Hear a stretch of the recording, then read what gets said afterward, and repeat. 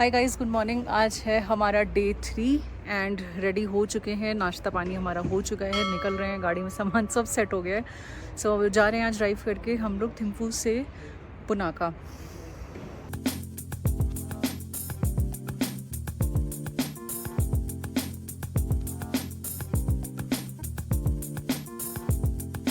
थिम्फू से पुनाका के रास्ते के बीच में पड़ता है दोचुला पास, जो एक बहुत ही खूबसूरत व्यू पॉइंट है और हम डेफिनेटली वहाँ पे रुकेंगे।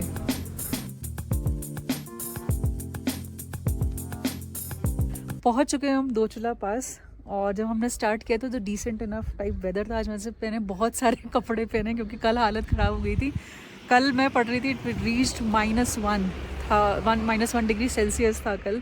सो आज आई एम वेयरिंग इनर, ये वो फलाना ढिमकाना। बट दोचुला पास में इतनी ज़्यादा ठंडी है, मेरे हाथ सुन्न हो रहे हैं। टोपी निकाल के पहनी है। मैं यहाँ का नज़ारा दिखाती हूँ, बहुत ही खूबसूरत। और जानते हैं हमारे टूर गाइड से यहाँ की history.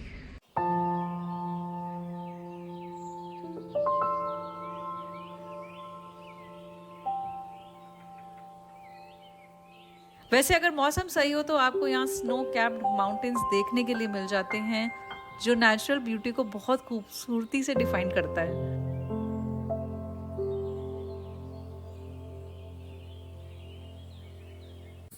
Why Dochula Pass? Because during the time of Oliveri man, and some says during the time of the white man, they used to travel all the way from Punaka to Thimphu and Thimphu to Punaka.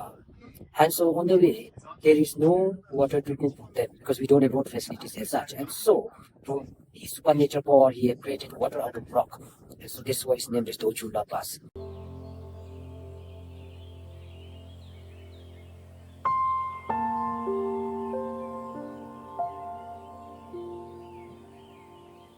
इतना साफ weather है यहाँ का। Time हो रहा है 10:30 and मेरे को अभी भी यहाँ पे चंद्रमा दिख रहा है।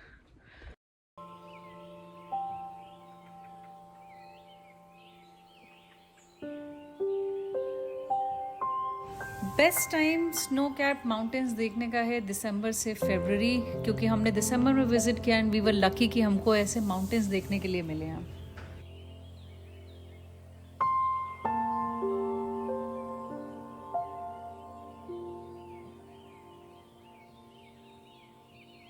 नेक्स्ट डेस्टिनेशन हम आए हैं वो है पुनाका मॉनेस्ट्री। यहाँ की एंट्री फीस है which is 500 rupees for Indians. बस एंट्री टिकट लेंगे और करते हैं एंटर।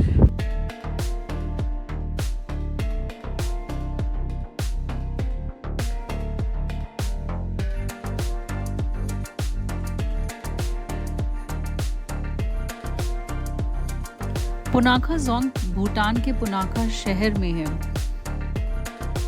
ये जोंग पुनाका नदी के 2 संगम के बीच में बना हुआ है और ये काफी खूबसूरती से बनाया गया है।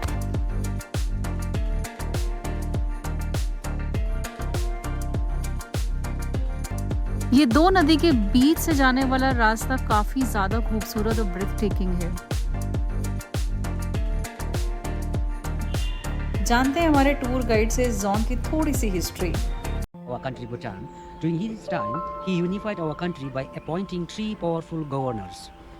One governor is from Paro, we call it as Paro Penlop, and one who is taking care of the eastern and central part, that is Trongsa Penlop in central part of Bhutan, and one is from the southern part, that is Daga Penlop. Out of these 3 governors, we consider Daga Penlop, Daga governor, as most powerful governor.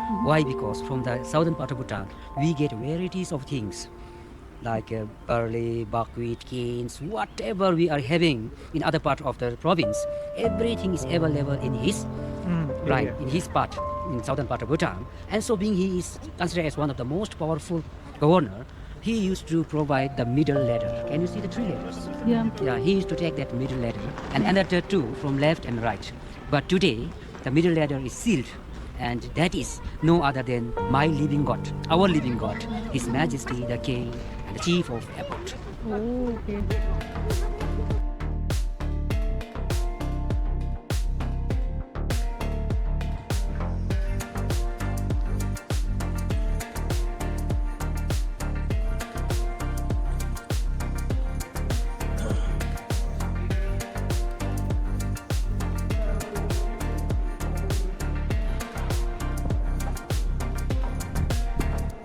Punakha Jong का एक interesting fact ये है कि ये वाला पेड़ इंदिरा गांधी ने 1970s में लगाया था।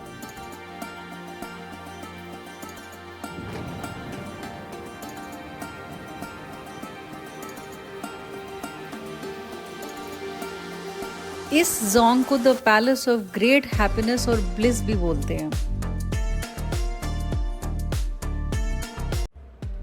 पुनाखा जोंग के बाद पहुंच चुके हैं हम भूटान के एक और फेमस टेम्पल जिसको बोलते हैं fertility temple.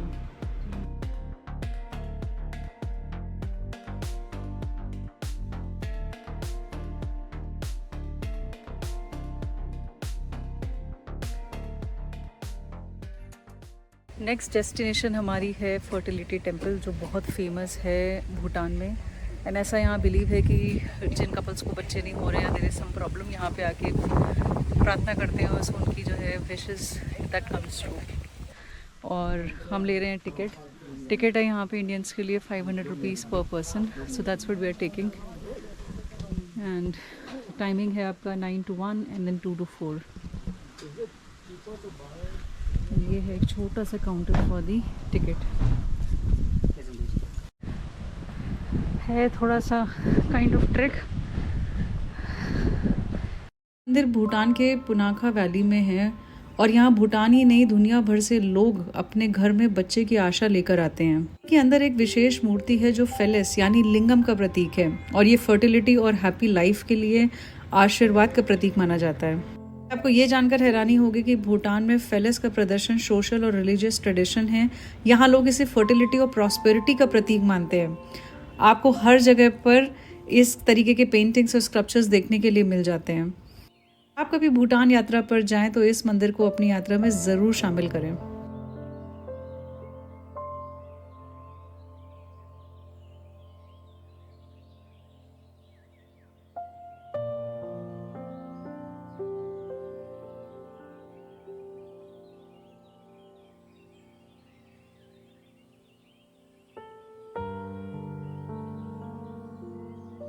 Fertility temple visit करने के बाद हम रुके हैं लंच पे एंड आई होप मैं प्रोनाउंस सही कर रही हूँ। यहाँ का नाम है Wolakha food point.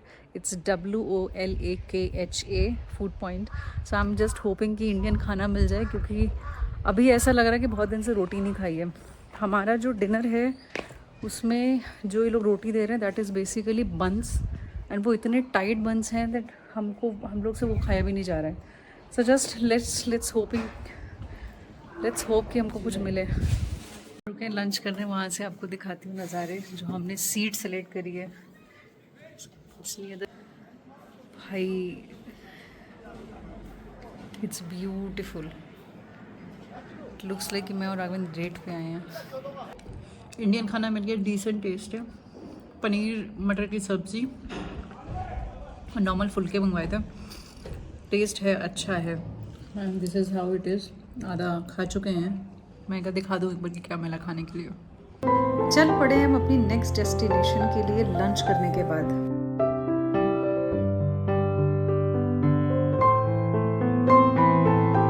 Next destination हमारा is the bridge which we are heading to.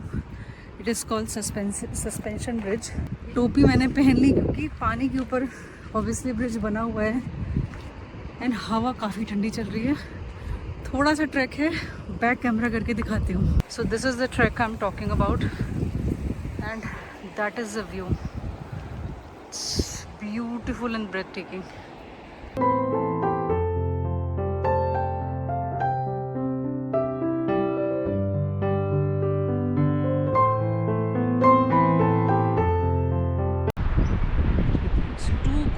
It's kind of freezing. बहुत सही हवा चल रही है, कम जाऊँ।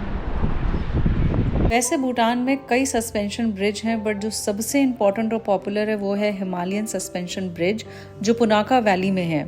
सस्पेंशन ब्रिज की रियलिटी ये है कि ये ज़मीन से काफ़ी ऊंचाई पर बना होता है और इस पर चलने का एक्सपीरियंस काफ़ी अलग है। जब आप इस ब्रिज पर चलते हैं तो नीचे बहती हुई नदी, पहाड़ों की ऊंचाइयां और हवा के झोंके आते हैं। वो अपने आप में एक बहुत अलग एक्सपीरियंस है। वैसे ये ब्रिज भूटान के लोकल्स के लिए काफ़ी यूजफुल है जो अपने डेली टास्क के लिए इसको रोज क्रॉस करते हैं। सो ये था हमारा सस्पेंशन ब्रिज और ये दो टाउन्स को कनेक्ट करता है, जो रिवर के इस पार और उस पार हैं। ऑनेस्टली स्पीकिंग है कुछ नहीं, बट एक्सपीरियंस उस ब्रिज पे चलने का एक अलग है। तो अगर आप आ रहे हो भूटान, सो ये एक्सपीरियंस ज़रूर करना। पुनाखा के सारे टूरिस्ट स्पॉट कवर करने के बाद अब हम निकल चुके हैं हमारे नेक्स्ट डेस्टिनेशन, जो है हमारा फोब्जिका।